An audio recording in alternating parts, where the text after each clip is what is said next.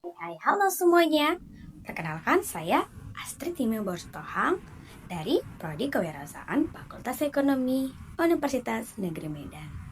Nah, pada kesempatan kali ini, izinkan saya untuk mempresentasikan hasil materi sebelumnya, yaitu dari mata kuliah perpajakan dengan PPh pasal 21 sampai 26. Sebelum kita masuk kepada PPh pasal 21 sampai 26, aku mau jelasin dulu nih, apa itu sebenarnya pajak. Baru kita langsung kepada PPh 21 sampai 26. Nah teman-teman, menurut Undang-Undang Ketentuan Umum dan Tata Cara Perpajakan atau UU KUHP, pajak adalah kontribusi wajib kepada negara yang terutang oleh orang pribadi atau badan yang bersifat memaksa berdasarkan undang-undang dengan tidak mendapatkan imbalan atau kontraprestasi secara langsung dan digunakan untuk keperluan negara bagi sebesar-besarnya kemakmuran rakyat. Setelah kita paham dulu apa itu pajak, di sini di dalam pajak itu terdapat beberapa pasal yang harus kita pahami. Nah, kita akan mulai dari PPh pasal 21. PPh pasal 21 adalah pajak yang dikenakan atas penghasilan berupa gaji, upah, honor, tunjangan, dan pembayaran lain dalam bentuk apapun sehubung dengan pekerjaan, jasa, atau kegiatan yang dilakukan oleh wajib pajak orang pribadi dalam negeri. Kelanjutannya yaitu PPh pasal 22. Nah, PPh pasal 22 adalah bentuk pemotongan atau pemungutan pajak yang dilakukan oleh pihak tertentu atau bendahara pemerintah, BUMN, atau wajib pajak badan tertentu atas transaksi perdagangan barang atau kegiatan usaha di bidang tertentu. Kita akan lanjut pada PPh pasal 23, di mana ini adalah pajak yang dipotong atas penghasilan yang berasal dari modal, penyerahan jasa, atau hadiah dan penghargaan selain yang telah dipotong oleh PPh pasal 21. Pemotongan ini dilakukan oleh pihak yang membayarkan penghasilan kepada wajib pajak dalam negeri atau bentuk usaha tetap atau kita biasa sebut dengan BUT. Selanjutnya adalah PPh pasal 24, di mana ini adalah peraturan yang mengatur hak wajib pajak dalam negeri untuk memanfaatkan kredit pajak di luar negeri guna mengurangi jumlah pajak terutang di Indonesia. Tujuannya adalah untuk mencegah pengenaan pajak berganda atau double atas penghasilan yang diperoleh dari luar negeri. Kita akan lanjut pada PPh pasal 25, di mana PPh pasal 25 adalah pembayaran pajak penghasilan secara angsuran atau cicilan setiap bulan dalam tahun pajak berjalan. Tujuannya adalah untuk meringankan beban wajib pajak, terutama yang memiliki kewajiban PPh terutang yang besar di akhir tahun dengan cara pembayaran di mogak. PPh pasal 26. Ini adalah pajak yang dikenakan atas penghasilan yang diterima atau diperoleh wajib pajak luar negeri, baik orang pribadi maupun badan selain BUT di Indonesia, dari sumber penghasilan di Indonesia. Nah, pada PPh pasal 21, karyawan produksi saya bernama Samuel. Dia merupakan warga Indonesia dan belum menikah. Pada PPh pasal 22, perusahaan Snake Picky. Pasal 23 yaitu jasa konsultan dari Karosity Dividen memiliki modal yang menerima dividen. Kemudian PPh pasal 24 itu merujuk pada usaha Snake Picky sebagai pihak yang memperoleh penghasilan dari dalam negeri dan luar negeri. PPh pasal 25 yaitu perusahaan Snake Picky wajib bayar pajak angsuran per bulannya. Kemudian yang terakhir yaitu PPh pasal 26 untuk karyawan produksi saya yang bernama Smith, warga negara asing dan belum menikah. Tadi saya sudah menjelaskan singkatnya dari PPh pasal 21 sampai 26 tentang perusahaan saya yaitu PT Snake Picky. Di sini saya akan menjelaskan lebih detailnya supaya teman-teman lebih paham nih.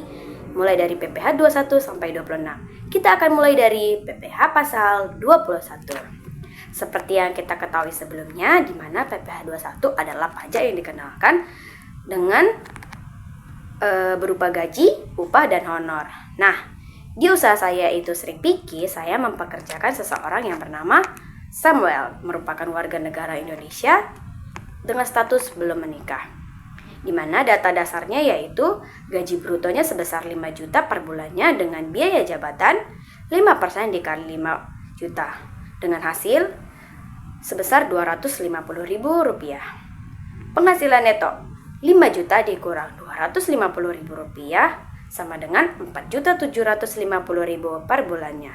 Disetahunkan menjadi Rp4.750.000 dikali 12 bulan, yaitu Rp57 juta. Untuk PTKP atau TK 0-nya sebesar 54 juta. Nah, penghasilan kena pajak atau PKP penghasilan neto setahunnya yaitu 57 juta dengan hasil yang sudah kita dapatkan sebelumnya. Untuk PTKP-nya di 54 juta. Nah, PKP-nya sama dengan 57 dikurang 54 juta. Dengan hasil yaitu 3 juta rupiah. PPh 21 dalam setahunnya itu 3 juta rupiah. Kemudian kita akan lanjut kepada pembahasan yaitu PPh 22. Di mana perusahaan saya Snack Picky yaitu sebagai usaha produksi alat bantu makan keripik membutuhkan beberapa bahan baku, yaitu salah satunya yaitu plastik food grade yang aman dan kemasan premium. Nah, salah satu pemasok besar dari distributor resmi yang memungut PPh pasal 22 di usaha Snack Picky adalah PT Karositi, di mana ini adalah sebuah distributor besar yang telah ditunjukkan pemerintah sebagai pemungut PPh pasal 22.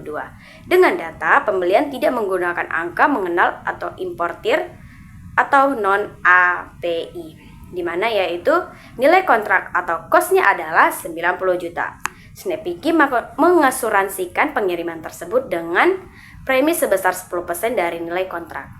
Nah, biaya pengangkutan atau freight adalah 12 juta dengan biaya masuk yang ditetapkan sebesar 20% dari nilai CIF. Terdapat pemungutan lain sebesar 5 juta. Untuk jawabannya kita akan mulai dari kos asuransi. Seperti yang teman-teman lihat dari gambar yang sudah saya tampilkan, yaitu 90 juta.